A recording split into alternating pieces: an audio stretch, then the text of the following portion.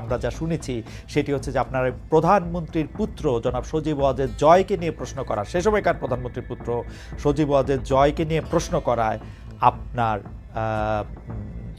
আমি এটাকে পরিণতি বলবো না, আপনাকে এই ঘটনার মধ্যে দিয়ে যেতে হয়েছিল। আপনি কি এই বিষয়ে কিছু বলবেন? আমি জয় সম্পর্কে কোনো কথাই বলিনি, এবং জয় আমাকে কোনোদিন কোনো কথা বলেনি। জয় তথ্য প্রযুক্তি মন্ত্রণালয়ের উপদেষ্টা ছিলেন, প্রধানমন্ত্রী, তথ্য মন্ত্রণালয়ের না, তথ্য যোগাযোগ মন্ত্রণালয়ের প্রধানমন্ত্রীর উপদেষ্টা ছিলেন। তিনি তাকে কি উপদেশ দিয়েছেন তা জানি না, আমাকে কোনো উপদেশ দেননি।